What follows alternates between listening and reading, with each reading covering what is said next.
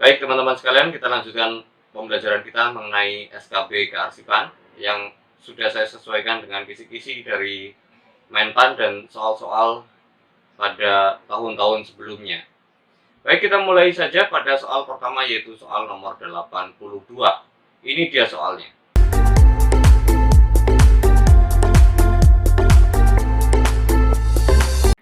Standar box arsip menurut keputusan Kepala Arsip Nasional Republik Indonesia nomor 11 tahun 2000 dibagi menjadi dua, yaitu box besar dan box kecil.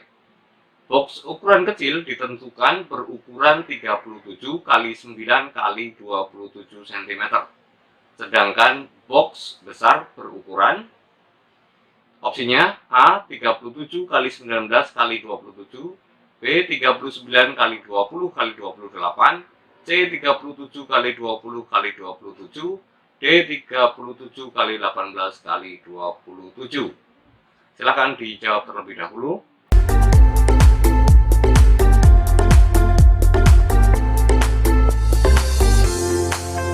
Dan jawaban yang tepat dari nomor 82 adalah opsi A. Sebagaimana sudah saya kutipkan bahwa ukuran box kecil dan box besar diatur dengan masing-masing panjangnya sama, yaitu 37 cm. Panjang ke belakang ya maksudnya. Lebar adalah penampang depan.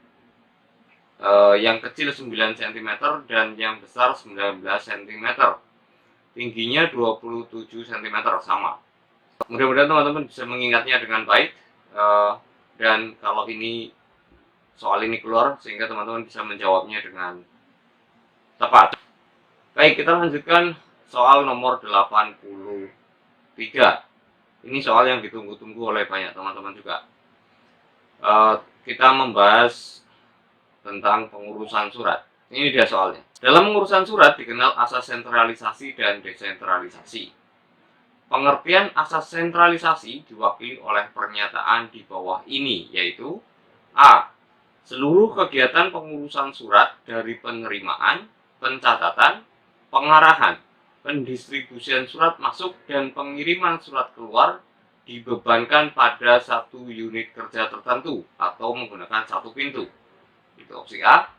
Opsi B adalah asas yang cocok digunakan oleh organisasi kecil, pegawainya sedikit, berlokasi pada satu tempat, dan jumlah surat keluar masuknya sedikit. Opsi C, asas yang memungkinkan penyeragaman prosedur, peralatan, dan kemudahan dalam pengendalian surat. Sementara opsi D, kegiatan pengurusan surat dari penerimaan, pencatatan, pengarahan surat masuk sampai dengan pengiriman surat keluar dilaksanakan sendiri oleh masing-masing unit kerja dalam organisasi. Silahkan dijawab terlebih dahulu.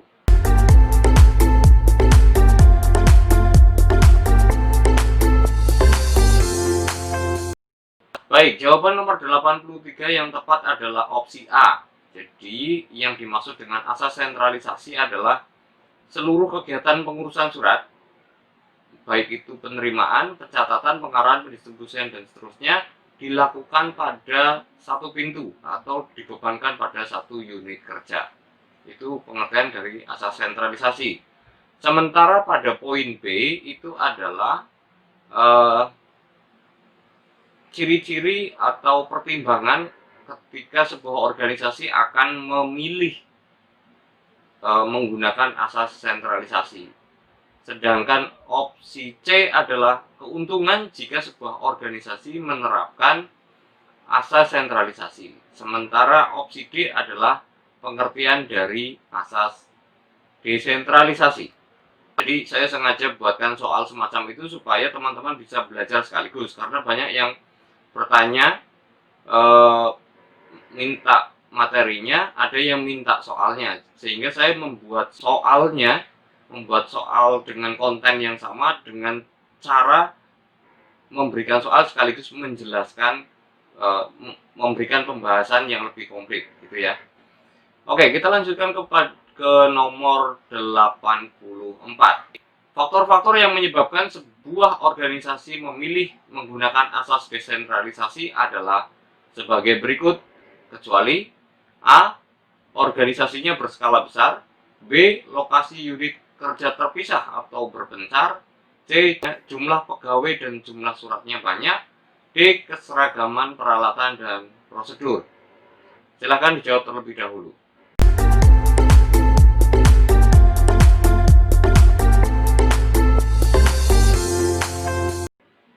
Baik, jawaban yang tepat dari nomor 84 adalah D.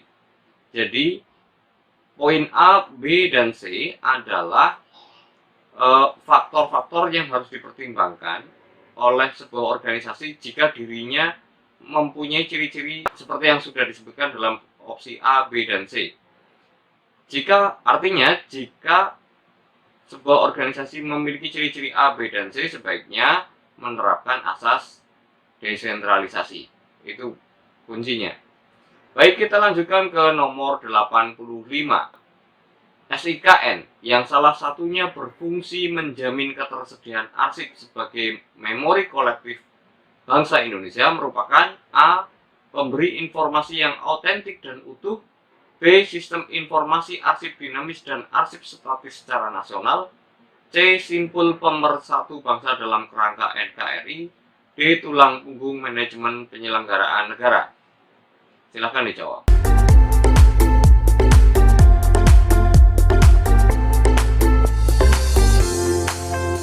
Jawaban yang tepat dari nomor 85 adalah B. Yaitu, jadi SIKN itu pada intinya adalah sistem informasi yang memungkinkan digunakan untuk arsip dinamis dan arsip statis, dan penggunaannya berlaku secara nasional, gitu ya. Baik, kita lanjutkan ke nomor 86. JIKN yang salah satunya berfungsi untuk meningkatkan akses dan mutu layanan kearsipan kepada masyarakat merupakan A. Peran serta masyarakat dalam bidang kearsipan. B. Pemberdaya informasi. C. Sistem jaringan informasi dan sarana pelayanan arsip secara nasional. D. Sarana bantu penyatuan informasi kearsipan secara nasional.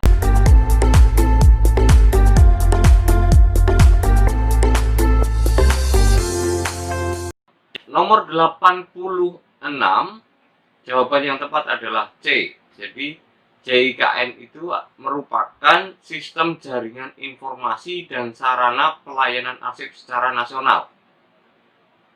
Jadi, kalau pada EBS kedua kemarin saya sudah juga menyebutkan bahwa kalau SIKN itu dapurnya, maka JIKN itu adalah ruang sajinya. Jadi, kata kuncinya adalah di JIKN itu adalah sebuah sistem jaringan informasi yang digunakan sebagai sarana pelayanan arsip. Jadi berupa website yang memungkinkan semua orang untuk bisa mengakses arsip secara nasional.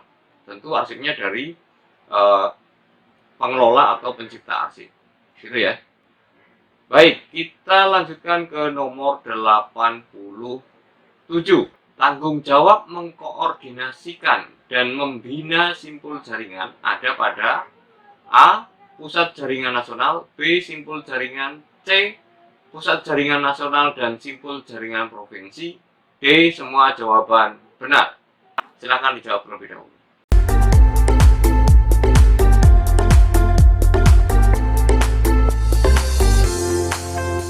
Jawaban yang tepat dari nomor 87 adalah opsi A. Gitu ya. Jadi, tanggung jawab untuk mengkoordinasikan dan membina simpul jaringan ada pada Pusat Jaringan Nasional. Pusat jaringan itu adalah arsip nasional. Sementara yang bisa menjadi simpul jaringan itu bisa pencipta arsip, bisa lembaga kearsipan. Kalau teman-teman pengen tahu lebih detail, silahkan simak di playlist SIKN dan JIKN. Jadi intinya itu ya.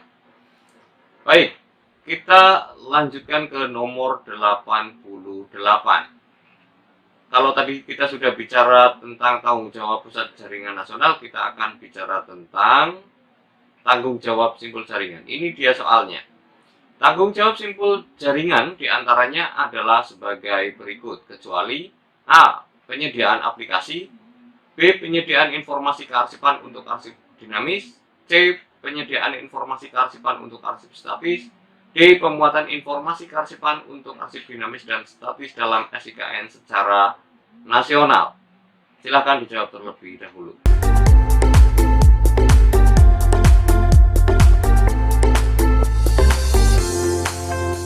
Jawaban yang tepat untuk nomor 88 adalah opsi A. Kenapa? Karena sistem informasinya atau bahkan aplikasinya itu sudah disediakan oleh Pusat Jaringan Nasional atau oleh Arsiv Nasional, sehingga kewajiban simpul jaringan meliputi B, C, dan D. Nomor selanjutnya yaitu nomor 89. Kita masuk kepada bahasan pemeliharaan arsip dinamis. Ini dia soalnya. Pemeliharaan arsip aktif dilakukan melalui kegiatan A. Pemberkasan dan penyimpanan, B. Penataan dan penyimpanan, C. Alih media, D. Preservasi.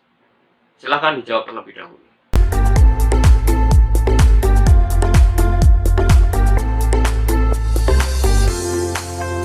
Baik, jawaban yang tepat untuk nomor 89 adalah opsi A. Nah, kalau ditanya pemeliharaan arsip dinamis meliputi apa saja, silakan cek nomor 32.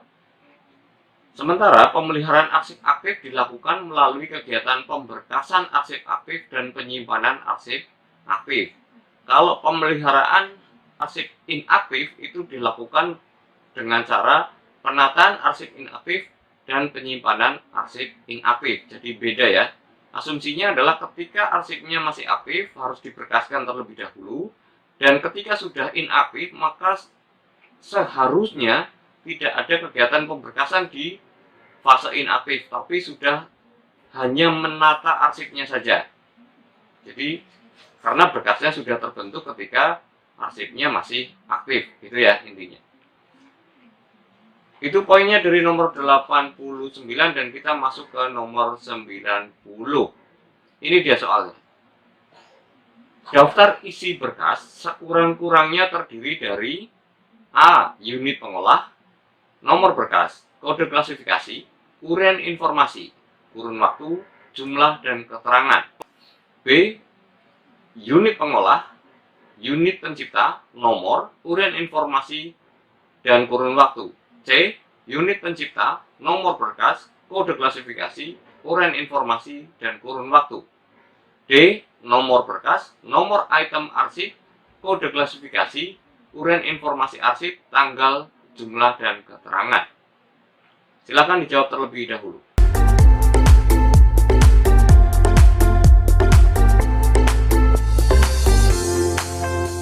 Dan jawaban yang tepat dari nomor 90 adalah poin D. Itu bisa mengetahui cirinya daftar isi berkas itu metadatanya terdiri apa saja. Kalau dia mengatakan ada nomor item arsip, berarti itulah poin atau opsi yang harus teman-teman curigai bahwa itu adalah jawaban yang tepat. Tapi kalau harus didetailkan, maka setidaknya ada 1, 2, 3, 4, 5, 6, 7, dan 8 metadata yang dibutuhkan dalam mendeskripsi atau dalam menyusun daftar isi berkas. Jadi teman-teman bisa tahu ya yang dimaksud dengan daftar isi berkas.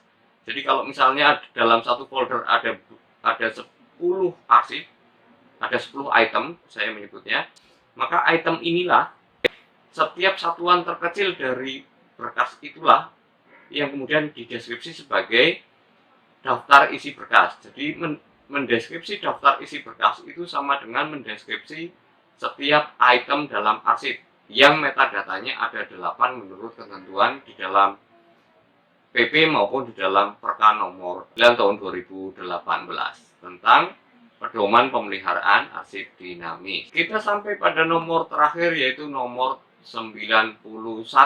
Jadwal retensi arsip dalam daur hidup arsip digunakan pada fase A. Penciptaan, B. Penggunaan dan pemeliharaan, C. Penyusutan, D. Jawaban A dan C benar. Silakan dijawab terlebih dahulu.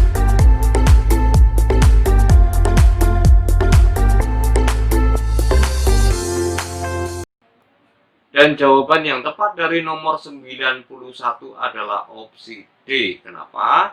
Kalau teman-teman melihat pada materi yang sudah saya sampaikan pada episode pertama, bahwa sebenarnya jadwal retensi arsip itu secara primer atau kegunaan utamanya itu akan digunakan pada fase penyusutan. Tapi kalau teman-teman juga melihat konten saya mengenai gestation, bahwa ketika kita mau menciptakan arsip, pada saat kita mau menciptakan arsip, di sana sudah terjadi penilaian juga. Contoh misalnya, kenapa kita pada waktu membuat surat keputusan kita memilih kertas yang gramaturnya lebih bagus, jumlah keasaman tingkat keasamannya lebih netral gitu ya, pH-nya lebih tinggi gitu. Itu artinya ketika fase penciptaan sudah terjadi yang namanya penilaian. Kenapa? Karena ketika kita memilih medium yang sudah kita proyeksikan, medium ini harus tahan lama, berarti arsip-arsip yang akan kita ciptakan adalah arsip-arsip yang durasinya atau jangka simpannya adalah relatif panjang atau relatif lama, sehingga jawaban yang tepat adalah opsi D. Tapi kalau tidak ada opsi D, maka teman-teman harus menjawab di opsi C. Secara primer atau utamanya, JRA itu akan kita gunakan pada fase penyusutan, yaitu ketika kita akan memindahkan, kita cek apakah retensinya sudah berakhir atau belum. Ketika kita mau memusnahkan juga begitu, ketika kita mau menyerahkan juga seperti itu. Itu logikanya. Berharap teman-teman belajar sesuatu pada kesempatan kita kali ini, dan saya sangat berharap dan menganjurkan teman-teman untuk berdoa dan berusaha secara sungguh-sungguh. Jadi bukan hanya berusahanya yang sungguh-sungguh, tapi juga berdoalah secara sungguh-sungguh. Itu yang bisa saya sampaikan. Sebagai penutup, saya Satimin Sejati untuk Pusat Arsip Indonesia mengucapkan terima kasih dan wassalamualaikum warahmatullahi wabarakatuh.